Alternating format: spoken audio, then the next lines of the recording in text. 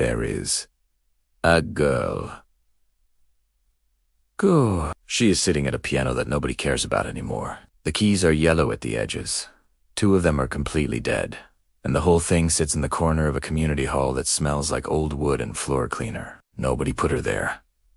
Nobody asked her to play. She just found the room one afternoon, sat down, and started pressing keys. But here's the thing, you notice right away if you were watching her. Her eyes are closed. Not the way a performer closes their eyes to look emotional on stage. Not like that at all. She closes them like someone closing a curtain. Like someone who has decided, very quietly and very firmly, that whatever is out there in the world right now, she does not want to see it. The music starts, and she goes somewhere else. Somewhere the walls are not cracked. Somewhere nobody is tired. Somewhere things make a kind of sense they never quite do when her eyes are open. Her name is Nadia. She is 8 years old, and the world has already taught her that looking at it too long is not always a good idea. She grew up in a small industrial town where the streets were fine but not pretty, where the buildings were useful but not warm, the kind of place where people worked hard and came home quiet. Her mother, Renata, was one of those people. She worked at a textile factory on the far side of town, double shifts some weeks, and she would come through the door at night with her hands stiff and her eyes already halfway shut from exhaustion. There was love in that house. Real love, but it was the kind of love that does not have much left over for softness. It was the kind that keeps the lights on and the fridge not empty, and calls that enough, because most days it was. Nadia's father had left before she was old enough to understand what Levy meant. She had a few pictures of him. She looked at them sometimes, not with sadness. Exactly, but with the quiet confusion of someone trying to solve a puzzle they were never given all the pieces for. She stopped looking after a while. Some questions she figured out early do not come with answers. You just carry them around. At school, she was not the loud kind of child. She sat near the back and watched things. She noticed the boy who always brought the same lunch and ate it alone by the wall. She noticed when the teachers were having a hard day before they said anything, just from the way they stood at the front of the room. She noticed the small things people tried to hide, the tight smiles, the swallowed sighs, the way someone's shoulders could tell you everything their voice was not saying. People called this being quiet. It was actually something closer to paying too much attention to a world that did not always pay much attention back. Being that sensitive is a strange thing when you are a child. Nobody explains to you that it is a kind of skill. They just tell you to toughen up. Or they do not say anything at all, and you figure out on your own that whatever you are feeling, you should probably keep it somewhere private. So Nadia kept things private. She had a whole interior world that nobody knew about, full of things she had noticed and feelings she had not found words for, and a constant low hum of something she could not quite name. She carried it around like a bag that kept getting heavier. Then one afternoon, she found the piano. She had been wandering around the community center after school, which she did sometimes just to avoid going home to an empty flat. There was a storage room at the back that someone had left unlocked. She pushed the door open, expecting nothing, and there it was. This old, forgotten upright piano pushed against the wall like furniture someone could not be bothered to throw away. She walked up to it. She pressed one key. The sound that came out was not perfect. It was slightly off, slightly tired, like the piano itself had been alone too long.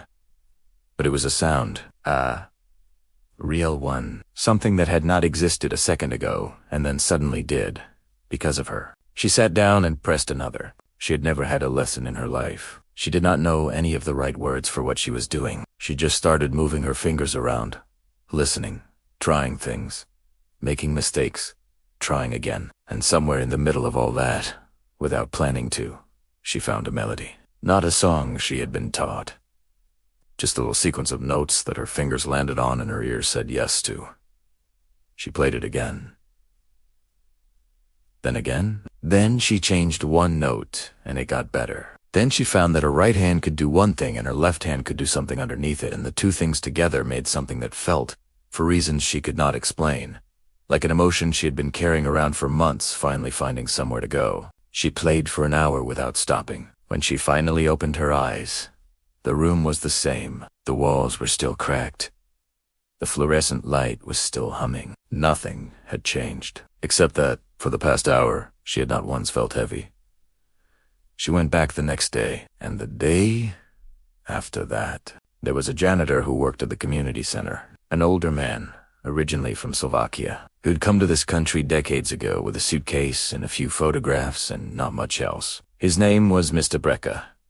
He had studied music as a young man, back before immigration and work and life rearranged all his priorities. He still knew things about music that most people in that building would never know. And one afternoon, while he was sweeping the corridor, he heard something coming through the wall of the storage room. He stopped sweeping. He stood there and listened. What he was hearing was not polished.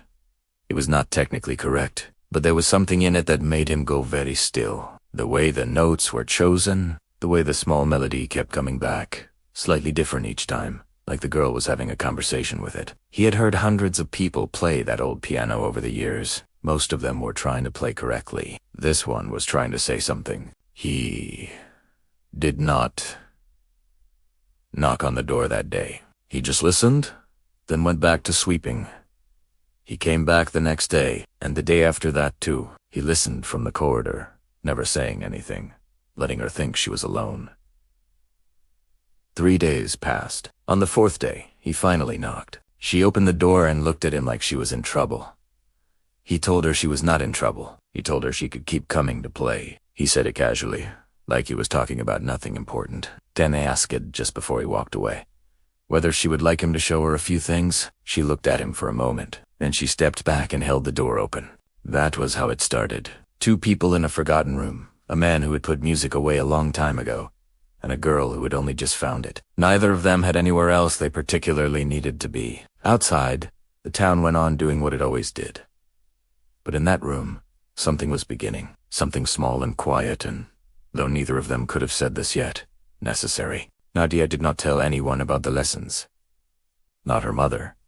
Not the few friends she had at school. It felt like something that belonged only to that room, like a door you keep for yourself. She'd learned early that the things you care about most are the things other people are most likely to make complicated. So, she kept it close. She kept her eyes closed when she played, and she kept this whole other part of her life closed too. And when someone asked her one afternoon casually, just making conversation, why she always played with her eyes shut, she was quiet for a long time before she answered. Because if I opened them, she said, I remember where I am. Mr. Breka nodded. He did not try to fix that. He just asked her to play the piece again from the beginning. She did. Eyes closed, every note, exactly right. 5 years passed the way years do in small towns. Slowly, while you are living them, and then suddenly all at once, when you look back, Nadia was 16 now. Taller, quieter in some ways, louder in others. The piano had not left her life. If anything, it had grown deeper into it, like roots that go down further the longer you leave them alone. She still played in the same room.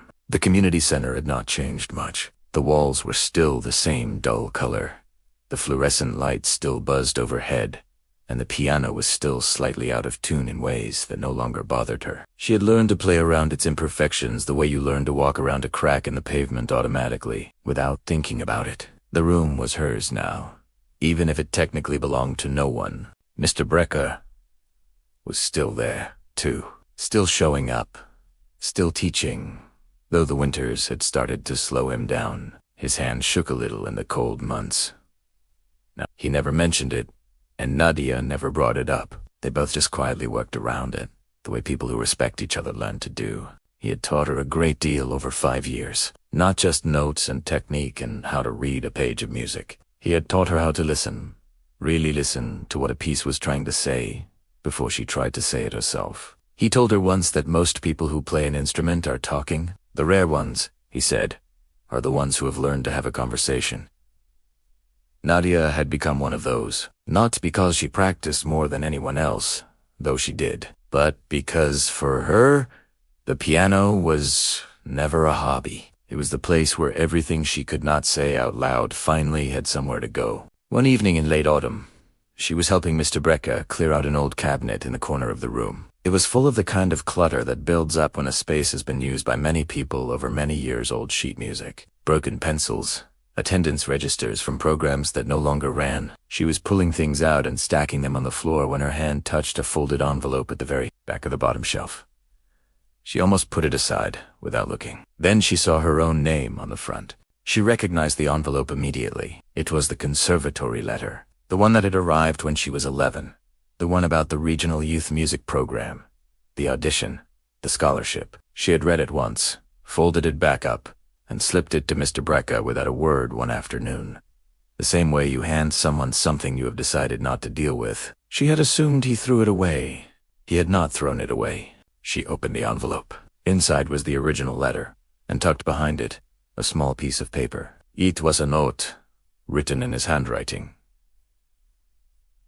Slightly uneven, the English careful and deliberate the way it always was when he wrote rather than spoke.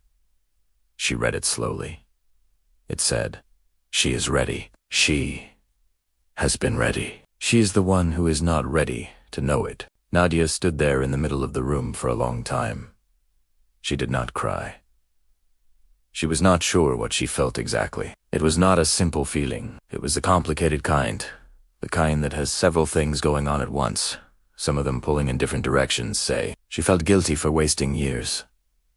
She felt grateful. She felt something that was maybe the beginning of anger at herself, though it was too gentle to really be called that. She folded the note back up and put it in her pocket. Then she sat down at the piano, and for the first time, the very first time since she was 8 years old, she played with her eyes open. She looked at the walls, the cracked plaster, the cold light, the cabinet with its door still hanging open. She looked at all of it.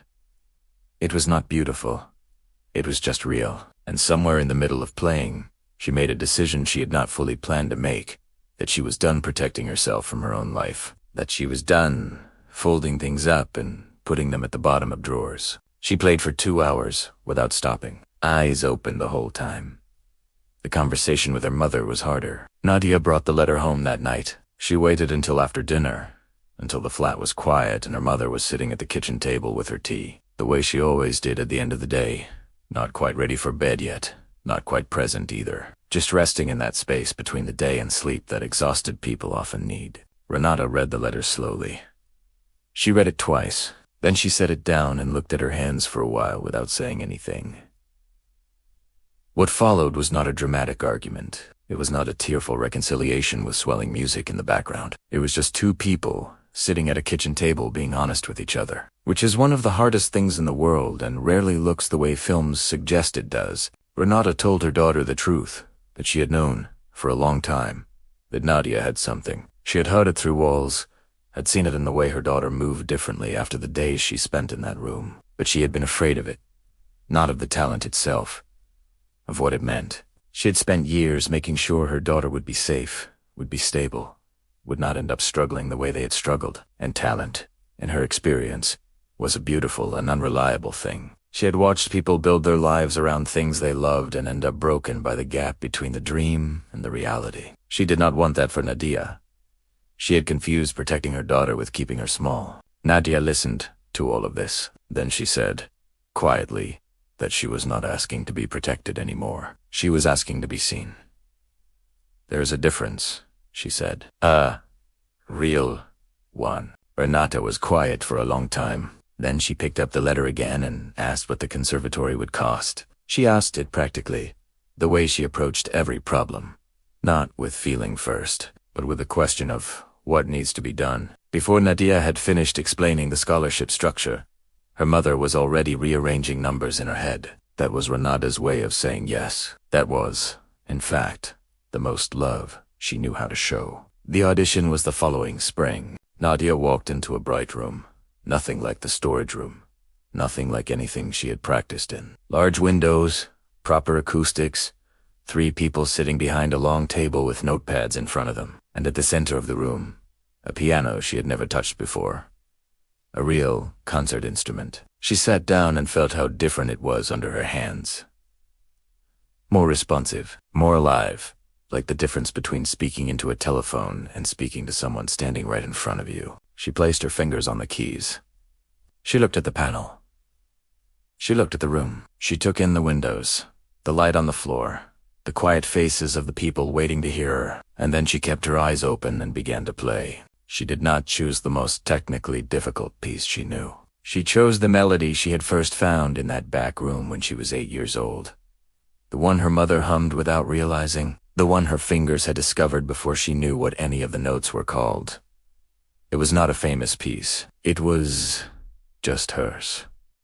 She played it the way you say something true, not because you are sure how it will land, but because it is the most honest thing you have. One of the adjudicators stopped writing about halfway through. He set his pen down. He just listened. She was accepted. Mr. Brecker died the following spring, quietly, in his apartment across town. He left behind boxers of sheet music, a few old photographs of a country he had not seen in decades, and a generation of small moments he had given to people who probably did not always realize the size of what they were receiving. Nadia played at his memorial.